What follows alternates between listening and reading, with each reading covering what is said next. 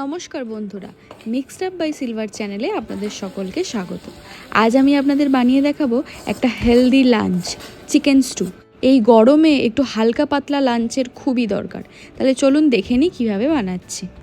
সবজিগুলোকে একটু বড় বড় করে কেটে নেব। আমি গাজর নিয়েছি, বিনস নিয়েছি, ক্যাপসিকাম নিয়েছি, আর 2 কোয়া রসুন আর একটু আদা নিয়েছি।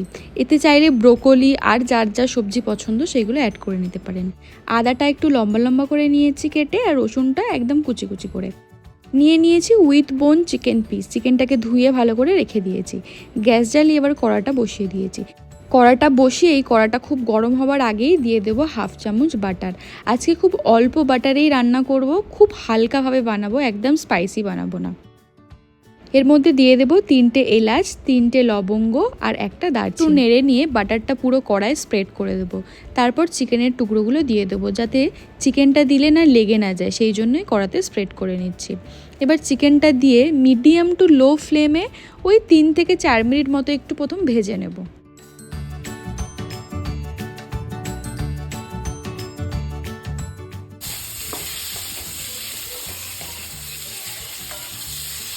বেশ সুন্দর করে একটু ভেজে নেব, এতে করে কি চিকেনের গন্ধটাও কেটে যায়।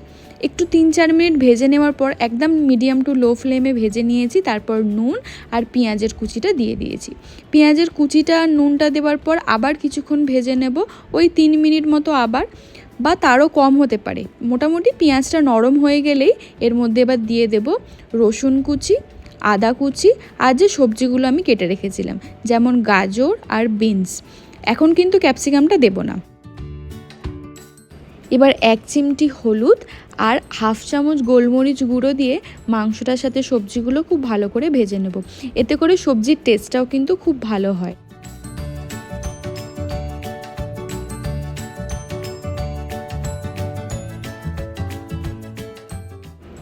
যখন দেখব প্রায় ভাজাভাজি হয়ে গেছে, সেই সময় আলুটা দেব। আমি 4 টুকরো আলু দিয়েছি।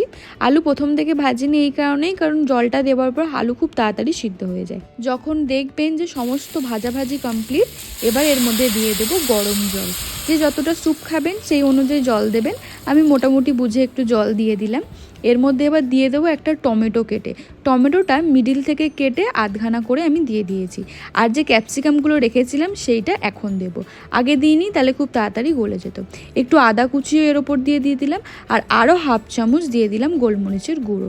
দিয়ে এটা বেশ আমি ফুটতে দিয়ে দেবো। এবার এই সময় যদি একটু নুনের প্রয়োজন হয় আপনারা দিয়ে দেবেন। দিয়ে এটা ফুটতে ছেড়ে দিয়েছি। খুব ভালো করে ফুটিয়ে নিচ্ছি, যাতে চিকেনের লেগ পিসগুলো একদম সিদ্ধ হয়ে যায় আর সবজিপাতিগুলোও যেন সিদ্ধ হয়ে যায়। ব্যাস আর একটু ফুটে গেলেই রেডি আমার চিকেন স্টু বা চিকেন স্যুপ। আমি কিন্তু আজ একটুও ঝাল দিইনি, আপনারা চাইলে কাঁচা লঙ্কা দিতে পারেন। যারা ডায়েট করছেন তাদের জন্য তো একদম উপযুক্ত খাবার এটা। এছাড়াও যারা মাংসের ঝাল ঝোল খেয়ে অস্থির হয়ে গেছেন, তাদের জন্য চিকেন স্টু কিন্তু একদম বেস্ট আইডিয়া। ব্যাস বেড়ে নিচ্ছি এবার নিজের জন্য, একটু গোলমরিচ ছড়িয়ে এবার আমি খেয়ে নেব। তাহলে বন্ধুরা, আপনারা বাড়িতে বানাবেন আর আমাকে বলবেন কেমন হয়েছিল। ততক্ষণ সাথে থাকবেন, পাশে থাকবেন। দেখা হবে নতুন কোনো এক ভিডিও নিয়ে। আজকের মতো এখানেই টাটা।